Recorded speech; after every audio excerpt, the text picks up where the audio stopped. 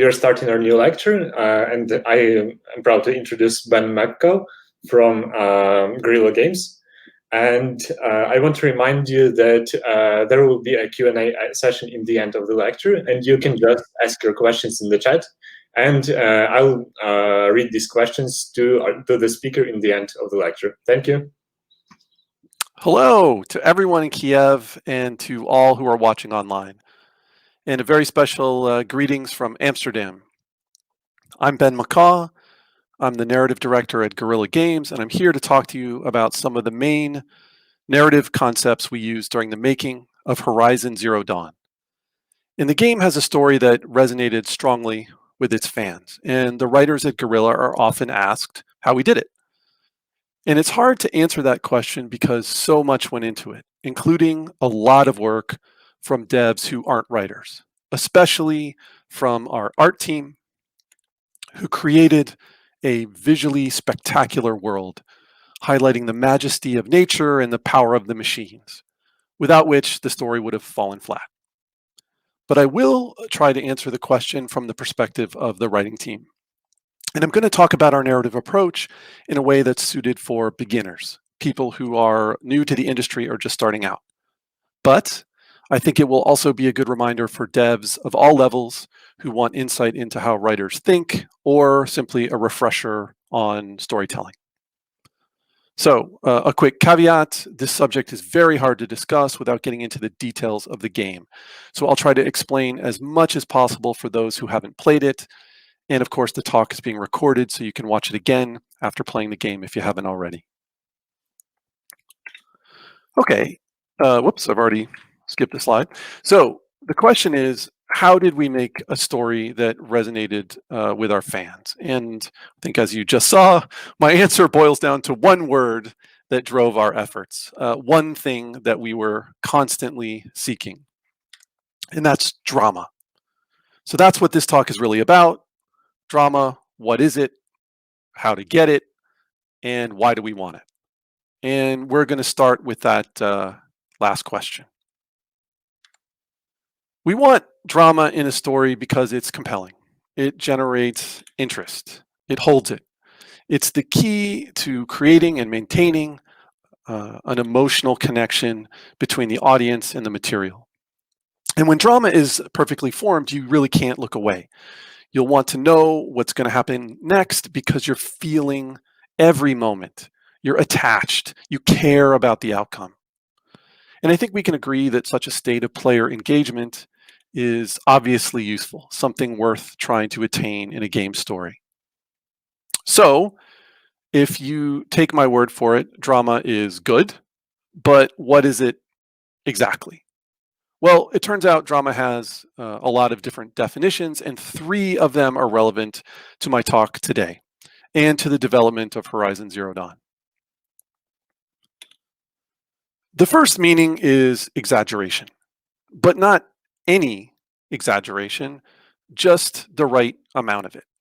And this definition of drama was perfectly captured by David Mamet in his essay, The Wind Chill Factor, when he talks about waiting for a bus. Not a Horizon-style bus, obviously, but a real-life bus.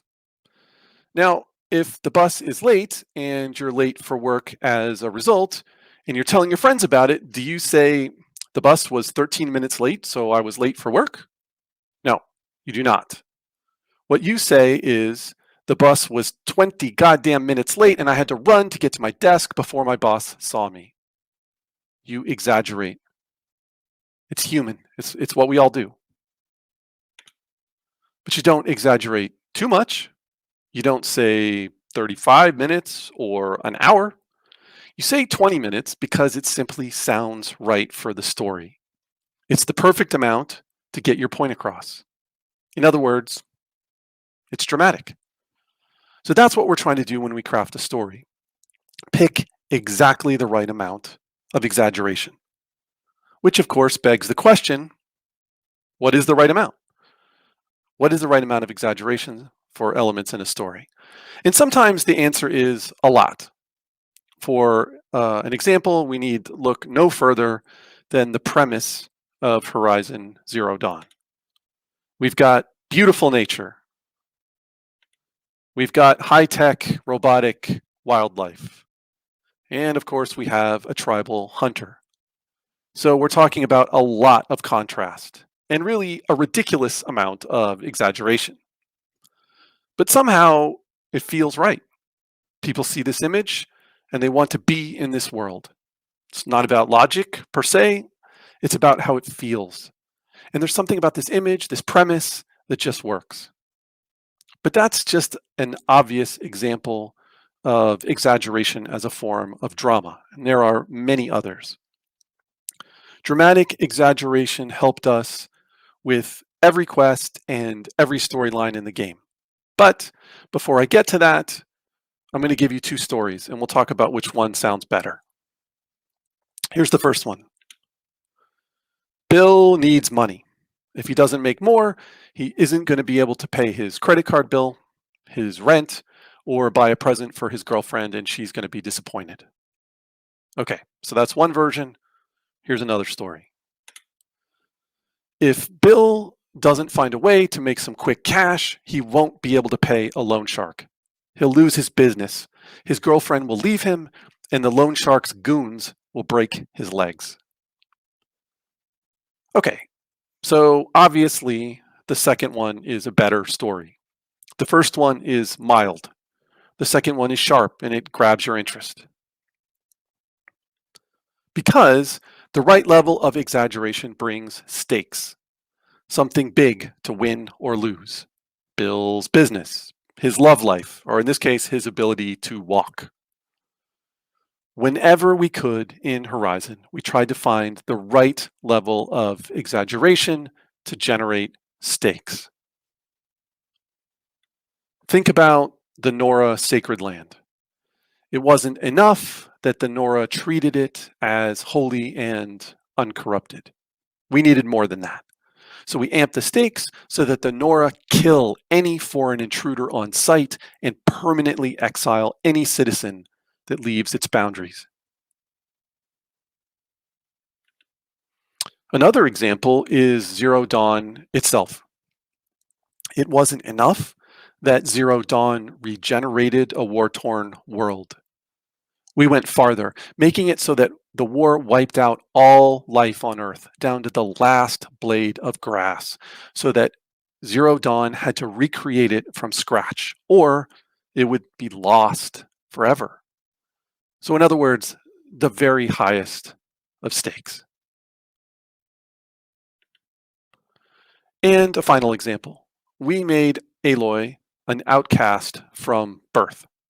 We could have just made her an orphan, someone who grew up in the local village, but we needed her separation from the tribe to feel worse. That way, when she became the tribe's savior, the achievement felt by the player is that much more. Now, it's not always about creating maximum exaggeration because that just doesn't always work. Aloy is an outcast, and she's of course angry about it, but she doesn't go on some kind of vendetta to hunt down and kill the matriarchs who exiled her from the tribe.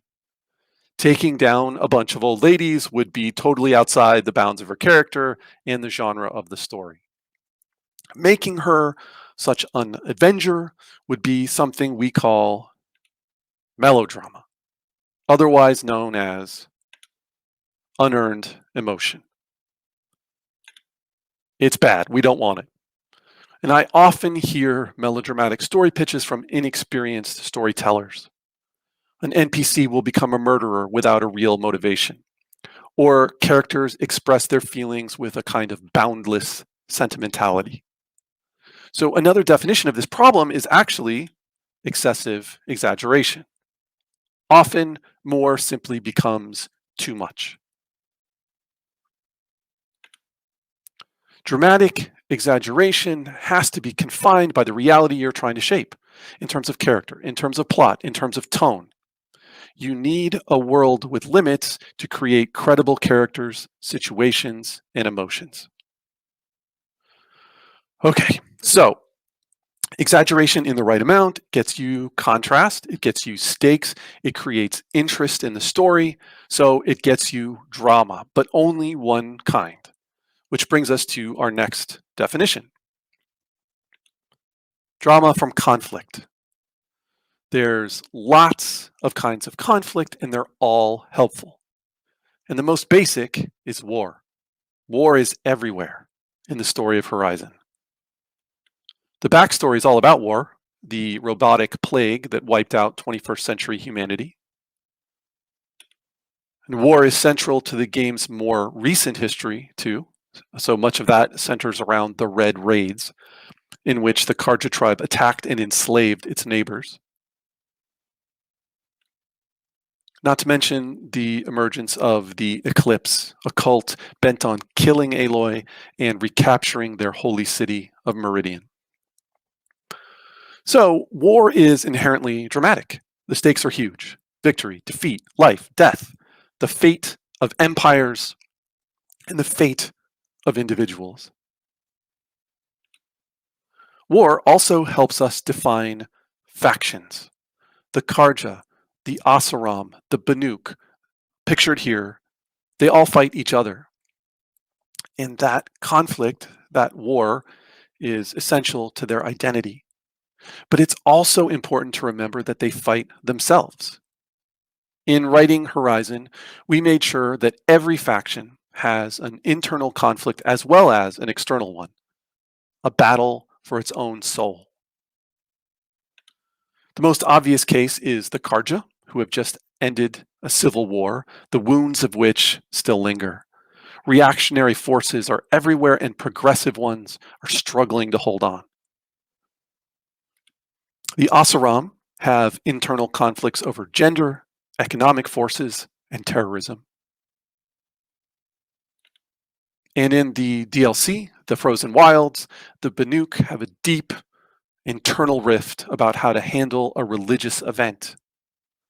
The dual reveal of what seems to be a benevolent spirit and a deadly daemon. Now, Aloy wants to unravel this mystery, and the only way she can get past the obstacles needed to do so is to become the chieftain of the local branch of the tribe.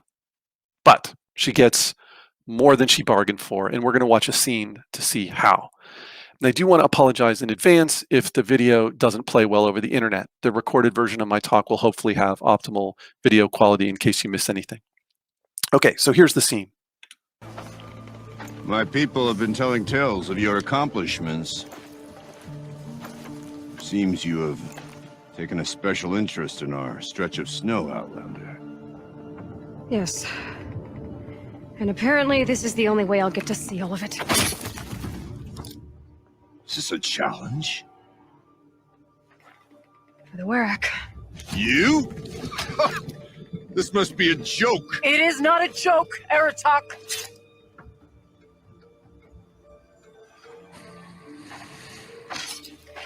Now I see. The Outlander's your pawn. And with you backing her claim, I have no choice but to accept. I expected better of you, sister. It was you who forbid me from Thunder's drum, brother. Brother and sister? This is a little more complicated than I thought. No, it's simple. You will meet me at the Frost Figures, and I'll put a quick end to this mockery.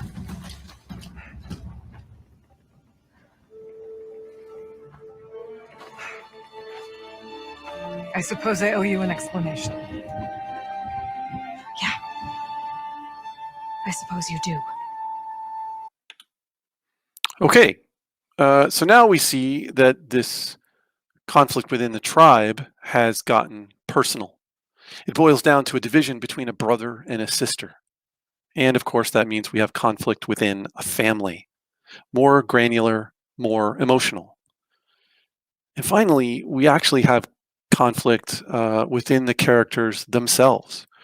To continue using the example of the Frozen Wilds, Aratak, the chieftain, is torn between actually wanting to help his sister attain enlightenment and the desire to save her life. Aurea, the shaman, is torn between her spiritual needs and loyalty to her overprotective brother. And there are many other examples of such internal conflicts throughout the world of Horizon. Erend battles with his own sense of flagging self-confidence, resulting in alcoholism. Avad, the king of the Karja, is torn between a sense of royal duty and a desire for Aloy. Even Ted Farrow, perhaps the most memorable villain in Horizon, has an internal conflict. Part of him wants to atone for his own terrible mistakes, but the other part desperately wants to cover them up. So conflict is dramatic. It holds our interest by asking us who or what is going to win and who or what is going to lose. And it grips us with the tension in between those two things. It works best when it's evoked at every level, between and within factions, within families, between characters, and ultimately within ourselves. Now, there's one more type of conflict, and it's the most compelling kind. And it brings us to our third and final definition of drama, and that is unspoken conflict, otherwise known as subtext. Subtext is the meaning that goes unsaid. So let's do a little example here. Which dialogue is more compelling? Two versions. We'll start. Bill says, "What's wrong, Sally?" Sally says, "What's wrong, Bill, is you. You're always telling me what to do. And when I screw up, you scream at me. But never once do you think about your own mistakes or apologize for them. And of course, I apologize to all of you for my terrible acting. But compare the dialogue I just read to another, where Bill says, 'What's wrong, Sally?' And Sally says, 'Nothing.' And Bill says, 'Come on, I can tell when someone's angry.' Sally says, 'Yeah, well, I guess that's your specialty.' Now, the first example is what we call on the nose. Sally is saying exactly what's on her mind, which is Bill's an asshole. But in the second version, she's not. Bill has to drag it out of her.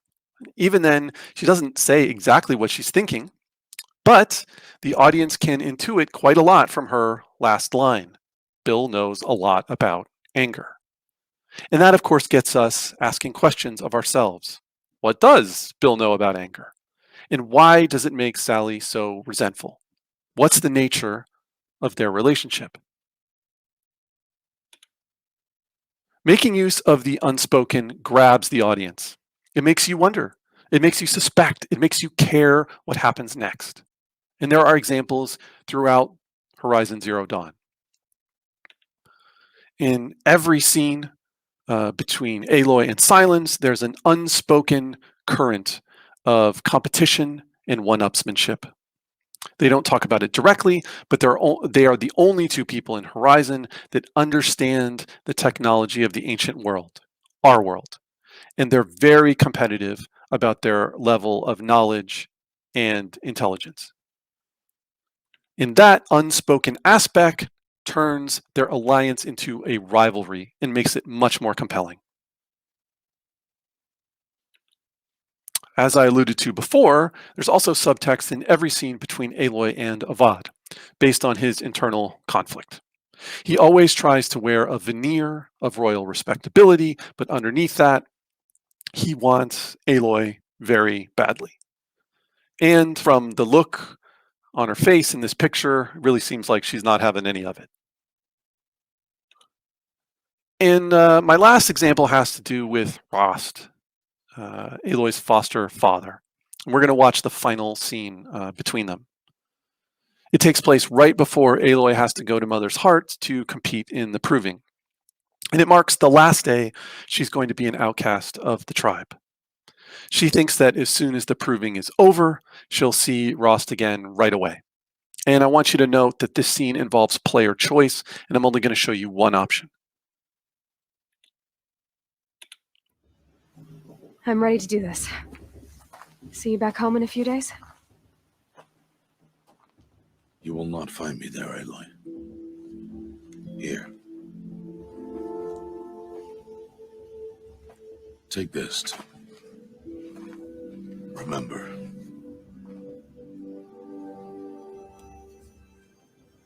Why are you talking like we'll never see each other again? No. No! You should be with the tribe. And I will always be an outcast. But I told you, I have that figured out. I'll come to you in secret. I'll be the one breaking the law, not you. You don't even have to talk to me. This attachment to me will only hold you back. It's my wish that you embrace the tribe. You've lived in isolation long enough. Until now, I didn't. For your sake, I must go where you will never find me. This is goodbye.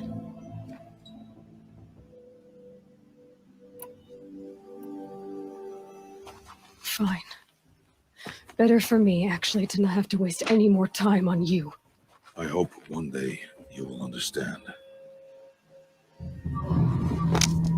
See? It's easy throwing away worthless things, isn't it? I've disappointed you.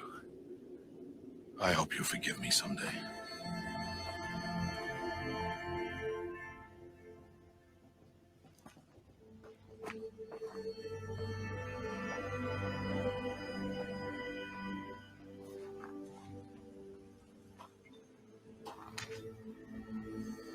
How could you do that?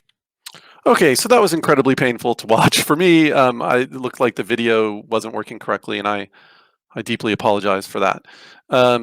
It's actually a much better scene when it works correctly. But anyway, I think you could get the gist. So the question is, in this version of the scene, does Aloy actually mean what she's saying? Is she really telling Rost off?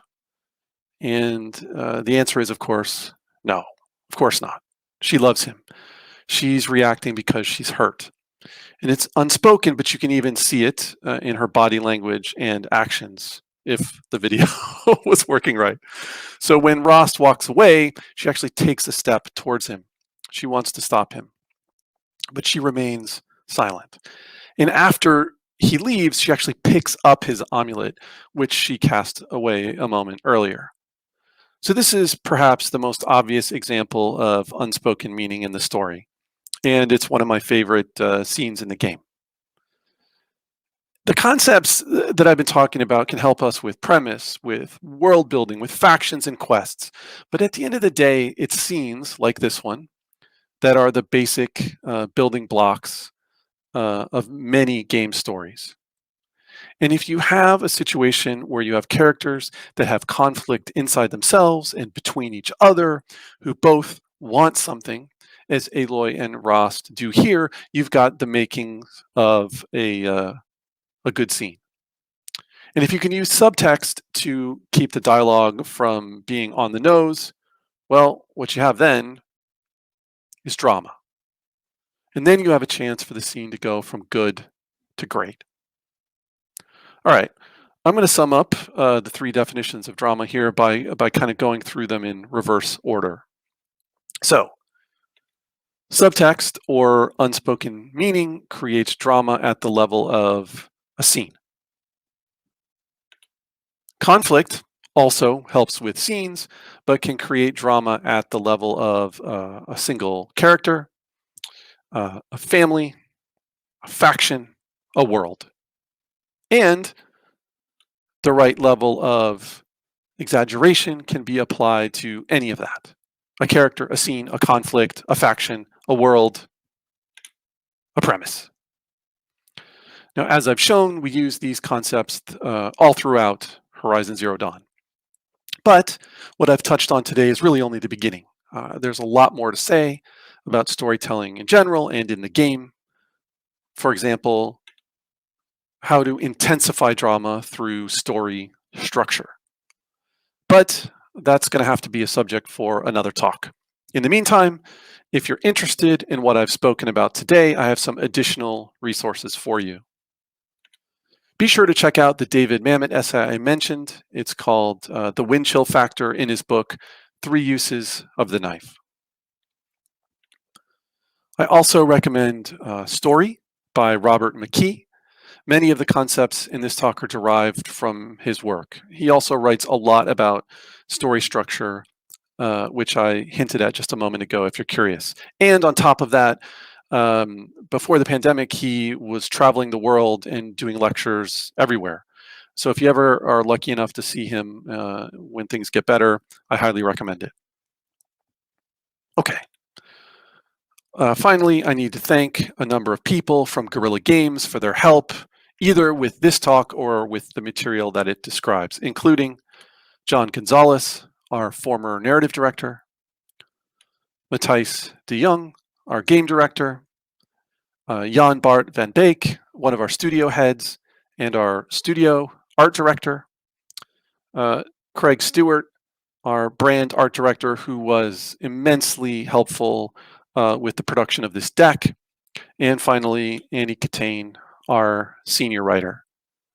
And I would very much like to extend a big thank you to all of you in Kiev and across the world for listening. I really appreciate it. I hope you've enjoyed it. I can also take some questions now, but I do need to say in advance, I can only speak about this presentation and about Horizon Zero Dawn. I cannot answer any questions about other projects or games that haven't come out yet. Okay. Thank you very much, Ben, for your lecture. And guys, please, you can ask your questions in the chat.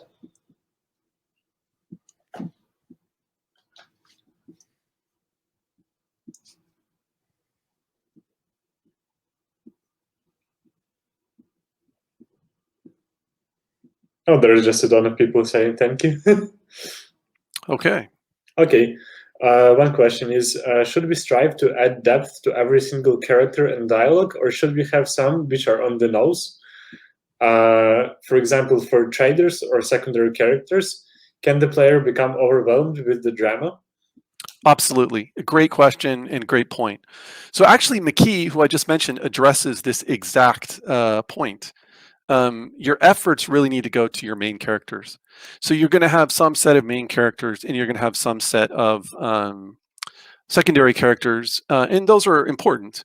But you're also, I mean, especially in a game, Horizon Zero Dawn has, I think, hundreds of characters. Absolutely, you're not going to be able to create a big dramatic scene with every single one of them. And if the player is going to buy like a spear, you know, they don't want it. They simply don't want some kind of interaction. That said, you can always give a very minor character in a couple of lines just a little bit of life. You know, sometimes if a character is complaining about a machine attack, you can insert a little bit of comedy. You can insert, you know, just or a little bit of bitterness, just to make it feel like it's not a just expository object. Games do require an enormous amount of exposition, and that it's totally fine to have a character that's primary purpose is exposition, but you always just try to give it a little bit of flavor, but not some big dramatic arc or scene or anything like that. Thank you. Next question is, what's the difference between a game writer and narrative designer, and do you have both type of people in the studio? Wow, I love it. These are great questions. And this, you just asked one of the hardest ones of all. What the heck is a narrative designer versus a writer? And I still struggle with the answer to this question. I'll tell you how it works at Guerrilla. We do not have people whose titles are narrative designer. We have people who are writers. But writers at Guerrilla do a lot of narrative design, and this is inevitable on an open world game because storytelling in an open world game is narrative design. You cannot set up a scene, a conversation, a quest without thinking very carefully about, you know, when you're going to let the player roam free or when you're going to lock the player in place, for instance. And that's a big narrative design question. So at Guerrilla, writers are going to do both. I have heard of instances across the industry where you have both, and that's great. It could be that a narrative designer is called upon to solve a difficult narrative problem with a collectible, or with the way with the way buddy characters interact with each other in an open world setting or something like that, and then simply not write the dialogue that goes along with that solution. And that's very common practice. It's just not quite the way we do it at Guerrilla. So great question.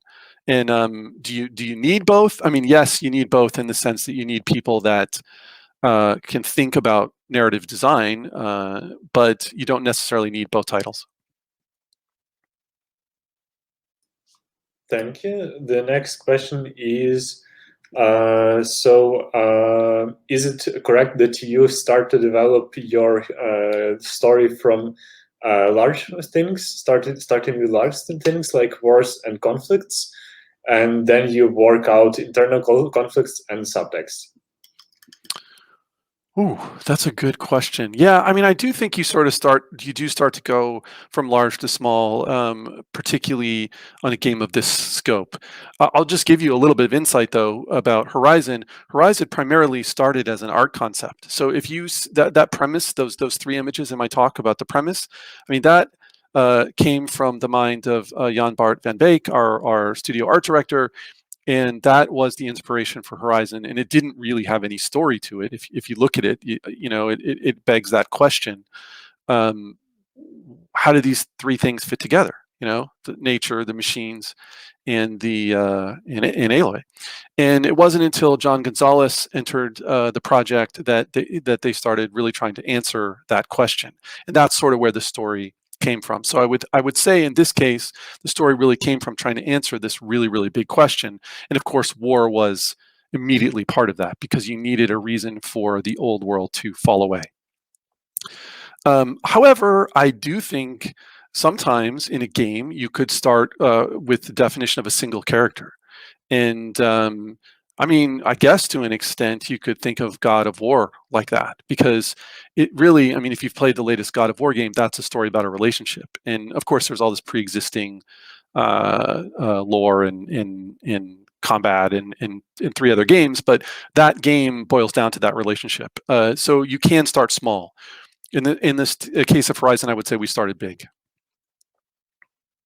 Thank you. Our next question is from Alexei. He asks, how do you make player feel lonely and depressed for narrative reasons without losing mass appeal? Yeah. Wow. Hard. I guess it's just a fine line. We wanted to show. I mean, look, people empathize with Aloy because they see she's in these very difficult situations as a child. So there are moments when Aloy is lonely and depressed, but you are so with her because you see that she's essentially been abused by her community. So that's one answer. Another answer I would point to The Witcher. I mean, Geralt, am I saying? I hope I'm saying that right. I've played the game. He comes across. I mean, he's a lonely guy. I mean, he has relationships, but he's a lonely guy, and sometimes I think he's a little bit depressed. I mean, if you play that game, he's a little bit depressed. But what they do in that game so well is they just lean into that archetype of the kind of samurai, right? The kind of monster hunter who, he's alone and he's depressed, but he takes it out on horrible monsters that are threatening the populace. So, there's ways of doing it, but the question, the point that's embedded in the question is a great point, which is that you will lose people if you don't find a way to make depression and loneliness entertaining in some way, for sure. Thanks. Our next question is from Vladislav. It's how do you handle exposition at a structure level? And when in the production process, do you return to plant seeds or foreshadow? Oh, wow. Okay, that was a good question. I love these questions. We got a great audience. Okay. How do you plan for exposition at a structural level? I'm going to give a quick answer to this. This is a very Robert McKee answer again. So if we think about structure in terms of our inciting incident, So this is a scene that typically happens early in a game or movie or play or TV show, where the core problem that the hero or heroes face is revealed. Well, in that scene, McKee points out, and we actually did this in Horizon, that all of the key elements that you need to create the backbone of your story need to be in that scene. You can't just do the scene with 2 characters or do it with limited input from the world. You really have to make sure that that scene is broad in a very particular way. So in Horizon, this is the proving, is the inciting incident. And the proving encompasses all of the core problems of the game. The Nora tribe, obviously, Aloy, Rost, the Eclipse, and because the Eclipse are wearing focuses, this sort of relationship between technology and the tribal world and the ancient world. So there's actually a lot of exposition going on there that's crammed into that sequence. It's not a single scene, by the way, in Horizon, right? It's a sequence. So that's one answer, right? That you have to. There are these core moments that you can look at structurally, where you can and should shove in almost everything you can. Now, with regard to with foreshadowing and planting seeds, I have found in game writing that comes later in the process, because you're really forced by production constraints to work on different parts of the game at different times, and that means that you kind of have to try to add that stuff in later, because you don't necessarily have the foresight of your own when you're working on something at the beginning of the game to actually know how the ending of the game is going to work out.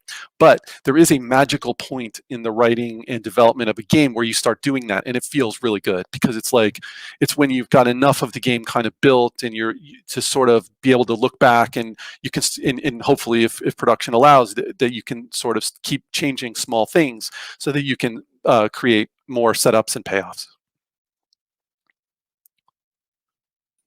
Thank you. And the last question is from Kirill. It's thank you. Did you use any in-house tools or scripting languages for narrative design in Horizon? And can you describe the functionality of these tools? Sure. Wow.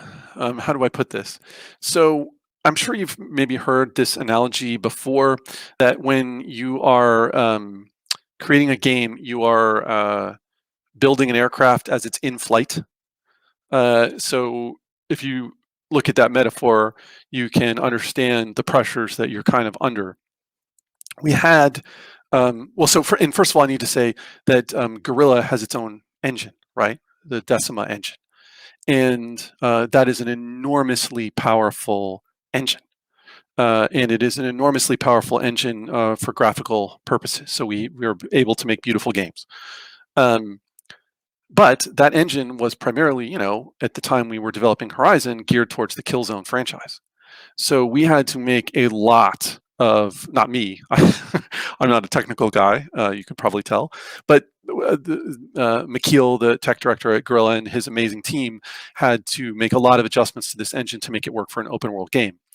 Part of that process was to create some narrative tools, and one of them has to do with the conversation system in the game. So there's a way where writers or designers can input the conversation options in an interface that allows you to have player choice and to have the conversation work as intended.